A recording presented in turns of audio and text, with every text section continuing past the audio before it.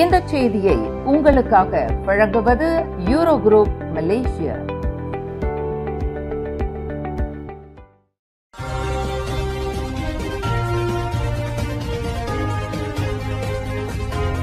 வணக்கம். திசைகளின் 5 மணி செய்திகள். வரலாற்று சிறப்புமிக்க தாய்லாந்து கம்போடியா அமைதி உடன்பாடு நாளை கையெழுத்தாகிறது. கோலாலம்பூரில் தொடங்கியுள்ள 47வது ஆசியான் உச்சநிலை மாநாட்டிற்கு சிகரம் வைத்தது போல் வரலாற்று சிறப்புமிக்க தாய்லாந்து கம்போடியா அமைதி உடன்பாடு நாளை ஞாயிற்றுக்கிழமை கையெழுத்தாகிறது.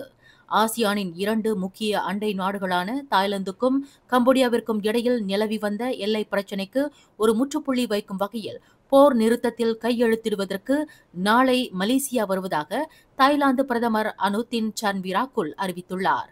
இன்று அக்டோபர் 25ஆம் தேதி மலேசியா வருவதற்கு அட்டவணையிடப்பட்டிருந்த தாய்லாந்து பிரதமர் அனுதின் அந்நாட்டின் முன்னாள் அரசியார் சிரிகிட் மறைவு காரணமாக பயணத்தை ரத்து செய்தார்.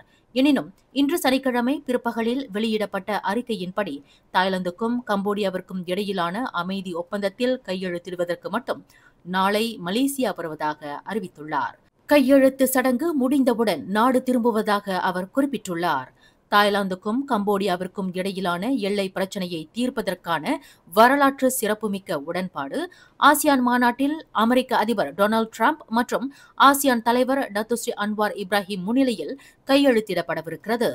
ஆசியான் தலைவர் என்ற முறையில் மலேசியாவின் தலையீடு முக்கிய பங்காற்றியதன் விளைவாக இரு நாடுகளும் நிபந்தனையின்றி போர் நிறுத்தத்திற்கு ஒப்புக்கொண்டுள்ளன என்பது குறிப்பிடத்தக்கது. ஏர் ஏசியா விமான நிறுவனத்தின் தோற்றுநர் தான் ஸ்ரீ டோனி பெர்னாண்டஸ் சமூக ஊடகங்களில் இருந்து விலகுவதற்கு முடிவு செய்துள்ளார். பொய்யான செய்திகள் தொடர்வதை கண்டு தாம் ஏமாற்றம் அடைந்துள்ளதாகவும் சமூக ஊடகங்களின் கணக்குகளை மூடுவதென முடிவு செய்துள்ளதாகவும் அறிவித்துள்ளார். தமக்கு சொந்தமான த்ரெட்ஸ் கணக்கை மூடிவிட்டதாகவும் ஃபேஸ்புக் மற்றும் இன்ஸ்டாகிராம் கணக்குகளை இன்று மூடுவதாகவும் தமது முகநூலில் டோனி தெரிவித்துள்ளார். சமூக ஊடகங்கள் தமக்கு விருப்பமானவை என்று குறிப்பிட்டுள்ள கேபிட்டல் ஏ நிறுவனத்தின் தலைமை செயல்முறை அதிகாரியான டோனி தமது விருப்பமான பொழுதுபோக்கிற்கு அது சிறந்த தளமாக விளங்கியது என்றார். ஆனால் பொய்யான நிறைய ஏமாற்று வேலைகளுக்கு தாம் பலிகடாவாகியிருப்பதாக அவர் குறிப்பிட்டுள்ளார். உண்மையிலேயே இத்தகைய பொய்யான செய்திகளுக்கு 3 சமூக ஊடகங்களுக்கும் பிரதான சொந்தக்காரராக விளங்கும் மெட்டா முற்றுப்புள்ளி வைத்திருக்க முடியும் என்றார் டோனி. ஆசியாவில் பல பகுதிகளில் ஏமாற்று வேலைகளும் மோசடிகளும் நிகழ்வதாக நாம் பேசி வருகிறோம்.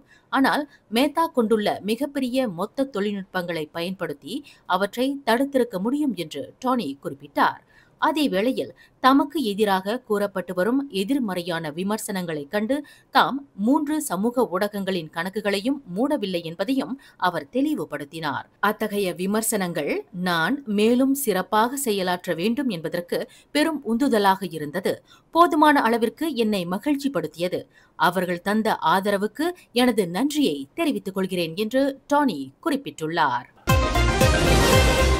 முன்னாள் பிரதமர் தான் ஸ்ரீ முஹிதீன் யாசின் மருமகன் அட்லான் பர்ஹானின் வெளிநாட்டு சொத்துக்களை முடக்குவதற்கு மலேசிய ஊழல் தடுப்பு ஆணையமான SPRM திட்டம் கொண்டுள்ளது. அட்லான் பர்ஹானின் வெளிநாட்டு சொத்துக்கள் தற்போது அடையாளம் காணப்பட்டு வருகின்றன. அவரின் மலேசிய சொத்துக்கள் அனைத்தும் முடக்கப்பட்டுவிட்டன. தற்போது வெளிநாட்டில் அவரின் சுக வாழ்வுக்கு ஆதாரமாக இருக்கும் சொத்துக்களை முடக்குவதற்கு SPRM உத்தேசித்துள்ளதாக அதன் துணை தலைமை ஆணையர் அமட் குசைரி யாயா தெரிவித்தார். மலேசியாவில் அட்லான் பர்ஹானின் சொத்துக்கள் என்று கருதப்படக்கூடிய அவரின் வங்கி கணக்குகள் உட்பட அனைத்து சொத்துகளும் முடக்கப்பட்டுவிட்டதாக அமட் குசைரி குறிப்பிட்டார். லஞ்ச ஊழல் தொடர்பில் தேடப்பட்டு வரும் ஒரு தொழில் அதிபரான அட்லான் பர்ஹான் வெளிநாட்டில் தலைமறைவாக இருந்த போதிலும் அவர் சுக வாழ்வுடன் இருக்கிறார் என்று SPRM தலைமை ஆணையர் தான் ஸ்ரீ அசாம் பாக்கி கடந்த அக்டோபர் 23ஆம் தேதி தெரிவித்திருந்தார். அட்லான் பர்ஹான் மத்திய கிழக்கில் உள்ள ஒரு நாட்டில் இருப்பதாக நம்பப்படுகிறது. அங்கிருந்து தாய்லாந்தை தவிர மற்ற நாடுகளுக்கு அவர் பயணம் மேற்கொண்டுள்ளார். அந்நாடுகளின் பயணத்தின் போது அவர் கோல்ஃப் விளையாடியிருக்கிறார் என்று அசாம் பாக்கி குறிப்பிட்டிருந்தார். பள்ளி வளாகங்களில் நடைபெறும் எந்த ஒரு நிகழ்விலும் மதுபான உபசரிப்பு கூடாது என்பதே அம்னோ இளைஞர் பிரிவின் நிலைப்பாடாகும் என்று அந்த இளைஞர் அணியின் தலைவர் டாக்டர் முகமது அக்மல் சலே தெரிவித்துள்ளார்.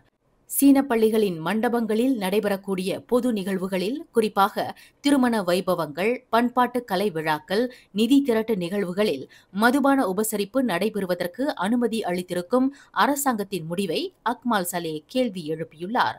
மதுபானம் அருந்திவிட்டு வாகனம் ஓட்டும் நபர்கள் சம்பந்தப்பட்ட விபத்துகள் இன்னமும் நடந்து கொண்டுதான் இருக்கின்றன. இதற்கான தடுப்பு நடவடிக்கைகள் வேண்டும். மற்றவர்களுக்கு ஒரு பாடமாக இருக்க வேண்டும். இந்நிலையில் மதுபானம் அருந்துவது அபாயகரமானது என்று தெரிந்திருந்தும் பள்ளி வளாகங்களில் அதுபோன்ற கலாச்சாரத்திற்கு அனுமதி அளிக்கலாமா என்று அவர் வினவினார். அதேவேளையில் பள்ளி வளாகங்களில் மதுபான நிகழ்வுகளுக்கு அனுமதி இல்லை என்று நாடாளுமன்றத்தில் தெரிவித்திருக்கும் பிரதமர் டத்தோஸ்ரீ அன்வார் இப்ராஹிமின் நிலைப்பாட்டை ஆதரிப்பதாக அக்மால் தெரிவித்தார்.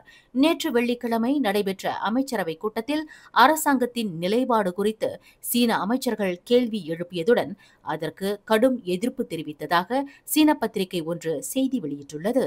இதனைத் தொடர்ந்து சீன பள்ளிகளின் பொது மண்டபங்களுக்கு மட்டும் மதுபான விருந்து உபசரிப்பு அனுமதியை அரசாங்கம் வழங்கியிருப்பதாக அந்த பத்திரிகை செய்தி வெளியிட்டுள்ளது.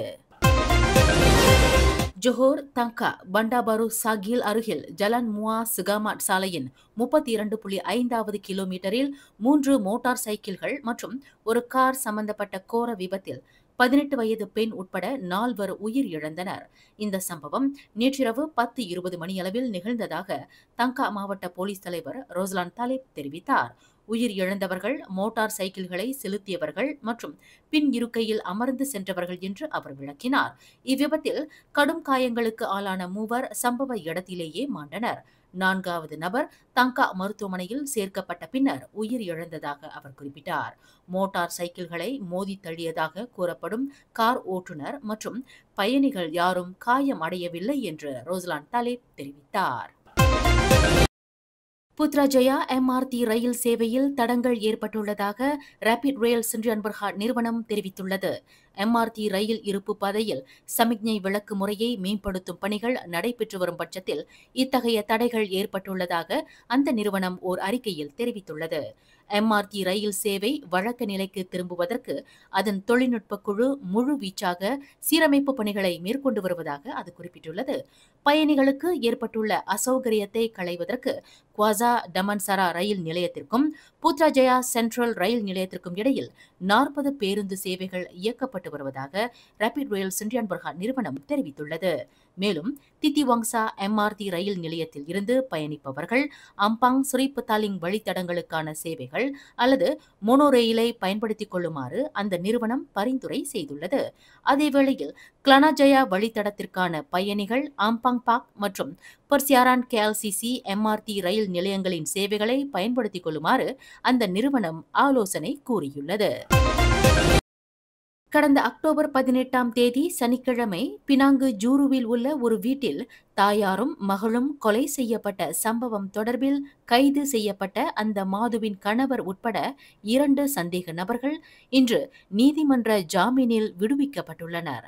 விசாரணைக்கு உதவுவதற்காக கடந்த திங்கட்கிழமை கைது செய்யப்பட்ட கொலையுண்டவர்களுக்கு நன்கு அறிமுகமான 45 வயது நபர் தடுப்பு காவலில் வைக்கப்பட்டிருந்தார். இந்நிலையில் 2 நபர்களின் உத்தரவாதத்தின் அடிப்படையில் அந்த நபரை 5000 ரிங்கிட் ஜாமீனில் விடுவிப்பதற்கு புகிட் மர்தாஜாம் மஜிஸ்ட்ரேட் நீதிமன்றம் அனுமதி அளித்தது. இந்த இரட்டை கொலைகளுக்கு காரணமானவர் என்று நம்பப்படும் முக்கிய சந்தேக பேர்வழி உட்பட நேபாள் நாட்டை சேர்ந்த 3 நபர்களை போலீசார் நேற்று கைது செய்தனர். அவர்களை தடுப்பு காவலில் வைப்பதற்கான அனுமதியையும் நீதிமன்றம் வழங்கியுள்ளது.